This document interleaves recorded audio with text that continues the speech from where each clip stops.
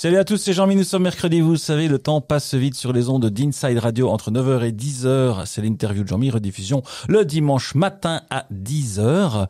Vous savez, j'ai le plaisir d'accueillir de semaine en semaine des invités plus prestigieux, plus talentueux les uns que les autres. Aujourd'hui, on va aller dans le domaine de l'art, puisqu'en face de moi, j'ai Palix qui s'est assis. Palix, bonjour.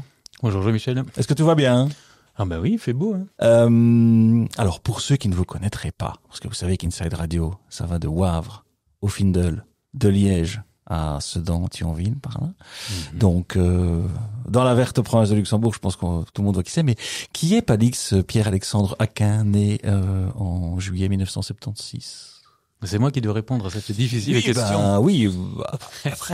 Après, vous êtes caricaturiste, dessinateur, illustrateur. Oui, c'est ça. Je suis principalement, disons que mon travail artistique se scinde en deux parties, qui sont d'une partie l'illustration et de l'autre côté des peintures fantasmagoriques à l'huile. Et dans mon travail d'illustrateur, la partie la plus connue, c'est les dessins de procès, où en gros j'ai dessiné depuis 2003 tous les gros procès qui ont touché la Belgique. Donc généralement en Belgique, soit en Wallonie, soit en Flandre, oui. Et parfois même en France. Ouais, on va évoquer tout cela un petit peu plus tard, mais Palix, alors je vois que c'est Pierre-Alexandre Aquin, c'est un doux panaché. C'est un doux panaché, oui. Enfant, à l'âge où je me suis dit que ça serait sympa comme métier, j'ai vu que tous les auteurs que je lisais avaient des pseudonymes, Hergé, Peyo et tous les autres. Et donc, à 8 ans, en gros, tu te dis, le diplôme qu'il faut avoir, c'est d'avoir un bon pseudonyme. Et quand j'ai eu 15 ans et que j'étais animateur pas trop, la signature des dessins est devenue le surnom. Ah, donc votre totem pas trop, c'était déjà Palix, c'est ça? Et voilà, oui. Et donc comme c'est un gamin qui était un peu facétieux et qui pour m'emmerder a pris le nom que je mettais sur mes dessins pour m'appeler, puis tout le monde m'appelait comme ça à la fin du camp, et de là ça s'est répandu à l'école, et comme ça fonctionnait comme surnom, je me suis dit que ça fonctionnerait comme nom de dessinateur, et voilà. Il n'y avait plus qu'à apprendre à dessiner. Oui, c'est ça. Et donc, touchons le sujet du début, c'est, je me suis laissé entendre dire qu'il y avait eu un attrait qui était là très tôt pour le dessin. Il y a eu des caricatures des profs de l'école Saint-Benoît, mais tout partait de là parce que Saint-Benoît, c'est les rénové, c'est ça, je me trompe pas? Ou c'était déjà avant? Oui.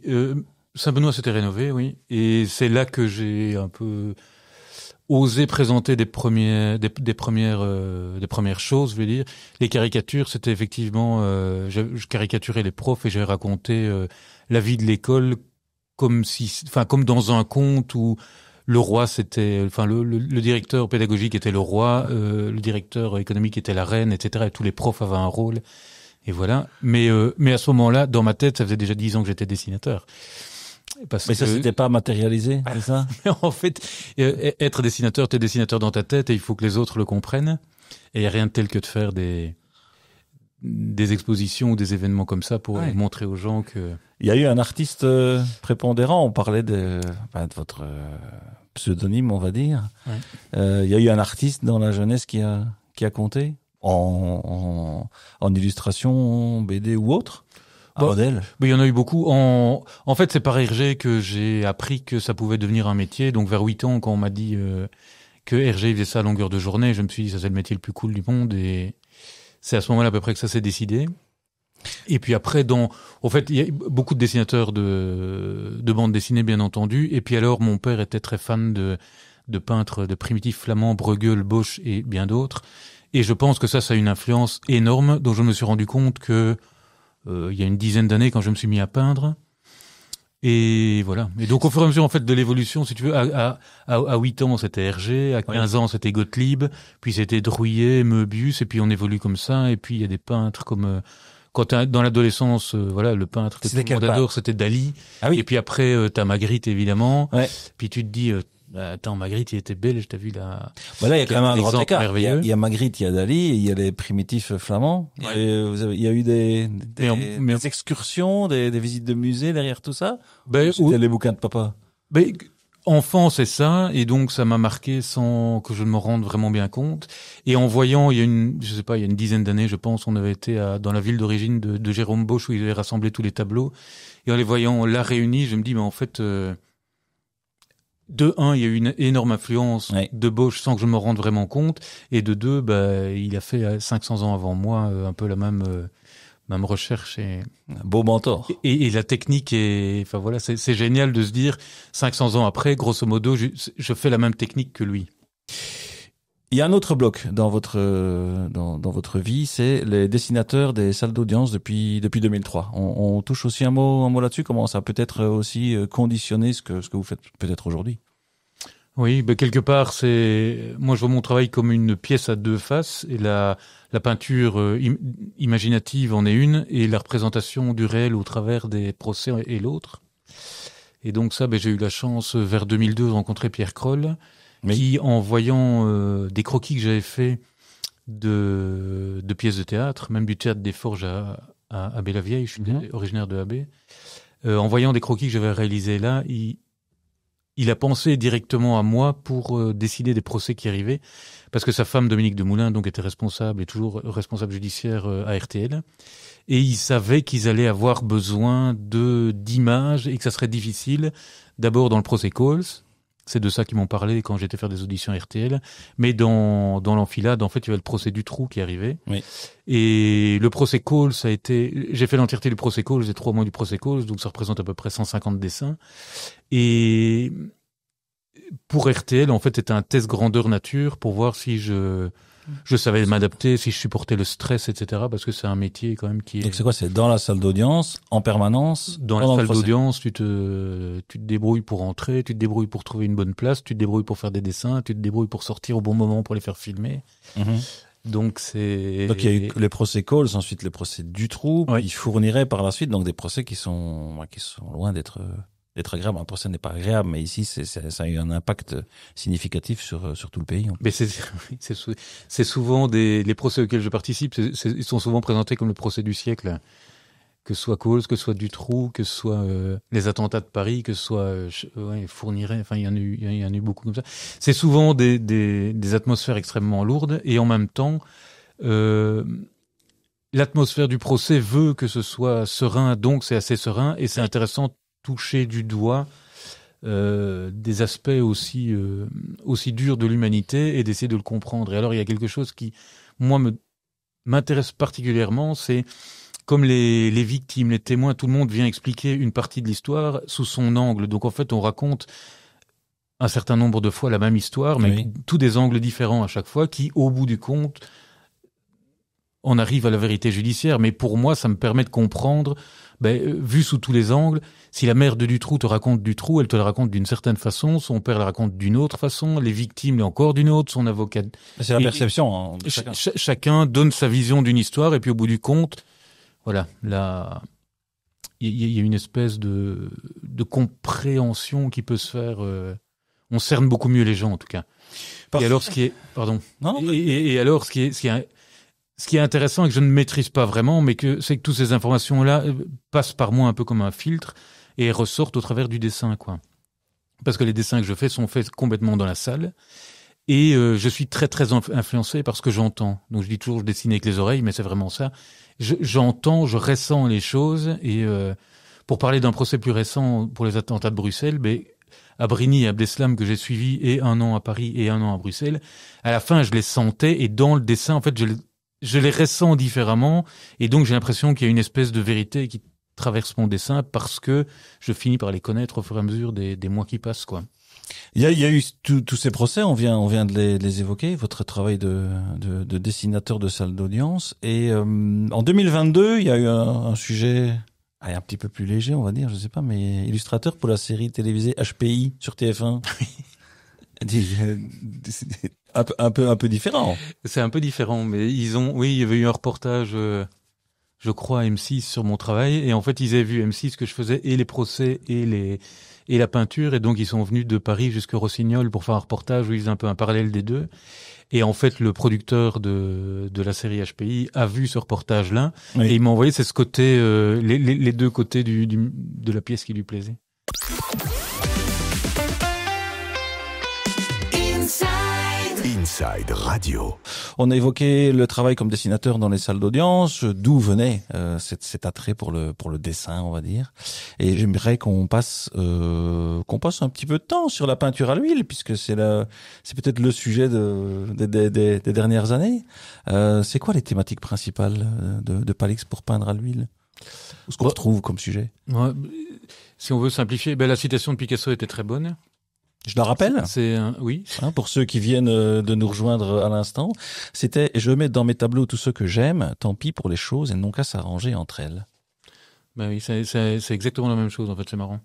Mais moi, j'ai une tendance à éliminer tout ce qui ne me plaît pas, et je présente mes tableaux comme des rêveries à l'huile. Donc c'est un monde qui est figuratif, qui est relativement réaliste, qui est vraisemblable en tout cas. Et pour moi, c'est des rêveries sur toile. Et donc, l'idéal, c'est que ce soit des grands tableaux. Parfois, il y en a des petits, mais plus ils sont grands, mieux c'est. Et en fait, ils sont à plusieurs niveaux de lecture. C'est-à-dire que si tu regardes le tableau de façon inattentive et de loin, tu as une perception. Et si tu mets ton nez dessus et que tu commences à chercher des détails et des détails dans tous les sens, ça, c'est un truc que j'ai toujours fait dans mes tableaux. Quand j'étais par exemple dans les caricatures des profs dont on parlait tout à l'heure, donc que j'ai fait quand j'avais 15-16 ans, il y avait aussi plein de messages cachés. Je me suis toujours amusé à il y a l'image qu'on voit du premier abord, et puis il y a toutes celles qu'on voit à partir du moment où on est attentif et où on met, pour ainsi dire, le nez sur la toile. Oui, puis peut-être que les détails venaient aussi justement de tout ce temps passé dans les salles d'audience pendant les procès. Mais oui, le lien très clair qu'il y a entre les deux, c'est que j'ai fait des milliers de dessins en salle d'audience, et donc j'ai mémorisé tous ces personnages dans toutes les positions que j'ai vues, tous les caractères, toutes ces émotions. Et une fois que je suis devant la toile, je suis un peu comme en lévitation ou en auto-hypnose, et ressortent des choses que je ne maîtrise pas forcément et qui sont un espèce de mix de tous mes ressentis depuis la naissance certainement. Et le fait d'avoir fait tous ces personnages, et aussi par ailleurs tous les livres à tendance un peu historique que j'ai fait, où là j'ai étudié les costumes, enfin toutes ces choses que j'ai retenues petit à petit ressortent de façon fantaisiste et comme dans des rêves. Oui, parce que là il y a aussi j'ai relevé aussi cet attachement à la province de Luxembourg, et effectivement via des livres, des bandes dessinées, j'ai vu que vous aviez aussi une autre corde à votre arc, puisque vous avez écrit une fiction qui compte par exemple la vie d'un soldat allemand, août 1914. Rossignol s'est arrêté de chanter. Rossignol, votre bourgade de cœur, n'est-ce pas? Oui. Et j'ai vu aussi la marquise du Pont-d'Oie. La province de Luxembourg se retrouve un peu dans vos toiles quelque part? Oui, complètement. Moi, je suis très attaché à la nature et à la forêt, qui est bien mal en point pour le moment, mais oui, c'est une source d'inspiration sans limite. Et comme par ailleurs, je cours beaucoup, je passe énormément de temps en forêt, et généralement aussi, quand je cours, en fait, j'ai tendance à débrancher mon cerveau et à le laisser divaguer, et de là viennent plein d'idées, en fait. Il faut être un rêveur pour être un peintre? Je veux pas parler pour tout le monde, mais moi, oui, c'est clair. Oui, clairement, oui. Moi, mon intérêt est de représenter des choses qui n'existent pas. La simple représentation de la réalité est un bon exercice, mais pour moi, c'est pas une finalité. Donc, ce qui m'amuse, c'est de la dépasser, c'est d'arriver arriver dans un état de création qui est proche de l'auto-hypnose, et où des choses arrivent, et pour moi, un tableau réussi est un tableau où, au bout du compte, j'ai produit une image que j'aurais jamais imaginé faire. Les émotions dans tout ça, comment vous les passez dans la toile? C'est par cette coupure du réel, on va dire, que vous transférez tout ce que vous avez sur la toile? Mais en fait, les émotions, c'est pas fort maîtrisé, ça vient. Comme je disais avec les dessins de procès, comme j'en ai fait énormément, en fait, c'est devenu je maîtrise le langage du dessin, et à partir du moment où je suis devant la toile et que la toile m'aspire quelque part, c'est elle qui m'amène vers des univers que je ne domine pas. Et comme il n'y a plus la limite du dessin, viennent des images que j'avais pas spécialement prévues à l'avance. Ok, donc c'est la toile qui décide. Oui, en fait, souvent j'ai l'impression d'être un archéologue qui, à la brosse à dents, enlève du sable pour faire apparaître des trésors archéologiques qui sont en dessous. Donc avec mon pinceau, j'enlève le blanc petit à petit pour faire apparaître une image qui peut-être est déjà dans la toile avant même que je la peigne. On fait un petit questionnaire choisir, c'est renoncer, Palix? Mais avec plaisir. Allez, il y a des questions sur... plus je le fais, plus je pose des questions qui parfois... Je sais pas pourquoi je les pose, mais elles sont là. C'est un petit peu comme la toile qui décide. Illustration ou caricature? Oh, je dirais illustration. Je suis pas assez mordant pour être caricaturiste. Sampé ou Wolinski? Sans P, oui. Kroll, je dirais. Kroll. Rulle brune ou blonde? Blonde. Blonde. U2 ou Dépêche Mode? Dépêche Mode. Laquelle? Walking in My Shoes. Ah, oui, très bien, la période un peu plus sombre. C'est une des premières. Ouais. C'est le brasseur de Rulle qui m'a initié à ça, qui est invité il y a pas longtemps, il paraît. If you try walking in my shoes, voilà. You stumble in my footsteps. Chou frisé ou frisé au lardon? Et ne me demandez pas pourquoi j'ai posé cette question. Frisé au lardon, évidemment. Inside Radio ou Radio Chevauchoir? Inside Radio, bien entendu. Palix, on a évoqué plein de choses avec vous, mais en plus, il y a un agenda, il y a des portes ouvertes qui arrivent dans quelques jours, les 17 et 18 mai. C'est à Rossignol? Oui, depuis 2020. En fait, on a transformé une partie de la maison. Là, on a transformé la grange en salle d'expo. Et une fois de temps en temps, j'y fais des expos j'ai fait des expos. Et alors, depuis l'année dernière, en fait, on collabore avec un sculpteur de Rochefort qui s'appelle Guy Deltour. Et on a, la prochaine étape sera ça. En fait, on a parfois des grosses expos et puis parfois pour couper la période préparatoire pour faire une petite pause dans notre long travail solitaire, on décide de faire un week-end et ça sera ce week-end-là, oui. Ah, c'est bien, ça nous fait un Rossignol assez culturel, les portes ouvertes de Palix. Ensuite, il y a le Gaume Jazz Festival. Exactement. On aura aussi les portes ouvertes pendant le Gaume Jazz Festival. Comme l'année dernière, ça avait très bien marché. Et on viendra vous dire bonjour si on est là. Sur une interview sur TV Lux, j'ai vu que vous aviez dit que l'artiste est un infatigable voyageur, que le parcours initiatique ne se termine jamais. C'est un peu ça? C'est un cercle sans fin? C'est un 8, le travail de l'artiste? Oui, mais moi, je vois vraiment le parcours artistique comme un voyage initiatique où plus le temps passe et il faudrait vraiment que ça dure longtemps. J'espère, comme mon ami René Haussmann, pouvoir travailler jusqu'à 80 ans, sinon j'aurais... Enfin, même là, ça risque d'être trop court, mais... Et pour revenir, donc là, il y a les portes ouvertes, ça c'est chez vous, oui, dans la grange. Mais sinon, vous avez aussi, à gauche, à droite, on peut vous voir autre part, c'est une grange qui ressemble vraiment très très fort à une salle d'expo, hein. Oui. Mais est-ce que vous sinon, pouvez voir au Quest Art, peut-être sur Virton ou d'autres... Pour ce qui est prévu, à l'heure actuelle et qui est sûr et certain, il y a une exposition à la galerie, la K-Galerie à Marchand-Famenne, du Quai Nice. Au mois d'août. Et on expose à Ville-sur-Lume, près de Charleville-Mézières, le week-end du 28 novembre. Ok. Bon, d'ici là, on trouvera ça sur parce que vous avez un site web, on peut le citer aussi. Oui. Et page Facebook, ou sur Facebook, Palix Illustrateur. Il y a Instagram, mais je ne suis pas très réseaux sociaux. Je ne suis pas assez réseaux sociaux, non. Donc, si c'était à refaire, cher Palix, toute cette carrière extrêmement diversifiée, les bons moments, vous retenez quoi? Vous changerez quelque chose maintenant qu'il y a un peu parce que la cinquantaine arrive, hein. Désolé de vous le rappeler, mais comme on est né la même année. Il me reste une trentaine d'années. Je pense que un truc que j'aurais pu penser plutôt à faire, c'est une salle d'expo, et je me serais mis beaucoup plus vite à la peinture à l'huile. En fait, la peinture à l'huile, je croyais qu'on était obligé de travailler du white spirit et des produits chimiques comme ça, ce qui m'a longtemps empêché de travailler cette technique. Et en fait, on n'est pas du tout obligé d'utiliser ce genre de produits. Et ça sent bon, la peinture à l'huile. La peinture à l'huile, ça sent bon. Le white spirit, c'est pas terrible, mais on n'est pas obligé. Donc voilà. Ça, je commencerai plus, mais bon, voilà. Moi, c'est très bien. Avant qu'on s'en aille, la citation, elle est passée, n'est-ce pas? Mais aussi de temps en temps un petit belgicisme qui arrive comme ça. Aujourd'hui, j'ai décidé de créer un couple de belgicisme, puisque je cherchais. Vous habitez à Rossignol et je me dis qu'un Rossignol, ça peut être un belgicisme.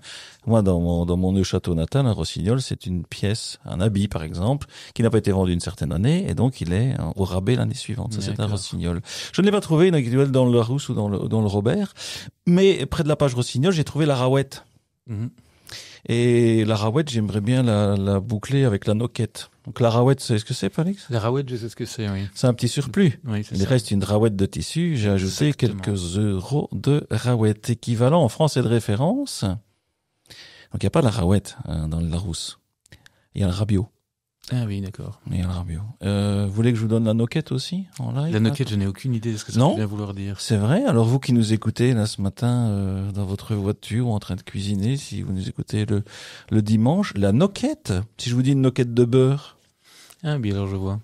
Oui, hein. La noquette, c'est une petite quantité d'une masse solide. Mettre une noquette de beurre dans la purée, boucher un trou avec une noquette de plâtre. Équivalent en français de référence, la noisette ou la noix. Bien, bien. Moi, il y en a une que j'aime bien de ma belle-mère, alors je la mets parce que je ne sais pas si elle est dans le dictionnaire de Michel Francard, mais c'est une librette. Une librette dans le coin de Romagne, près de Libremont. C'est un tout petit bout, par exemple, une librette de tarte. Ah oui, la librette de tarte. Alors, Je ne sais pas si Michel Francard l'a répertoriée, celle-là. il y a le libraire, il y a libre, il y a la librairie, la licence. Il n'y a pas la librette. Ah, bah, Il va venir à ce micro. vous lui direz. En lui remettant le bonjour. Palix, merci, bonjour. Merci beaucoup. C'était un Avec plaisir. Vous avez un petit devoir avant de s'en aller. C'est que Aïe. Ouais, c'était cool. On a passé un bon moment. Petit devoir avant de s'en aller. L'invité choisit la chanson de sortie. Ah, bah, le morceau de Dépêche Mode dont on a parlé tout à l'heure, comme ça. Ah, mais Walking in My Shoes. Voilà. Parfait. Merci. Longue vie aux illustrateurs, longue vie à Palix, longue vie à la peinture à l'huile, longue vie à l'art avec un grand A. Je redisparais. À bientôt, Palix. Je redisparais pour une semaine pour me renaître de mes cendres mercredi prochain. Et d'ici là, mes chers auditeurs, comme d'habitude, quoi que vous le fassiez, faites-le bien. Ciao.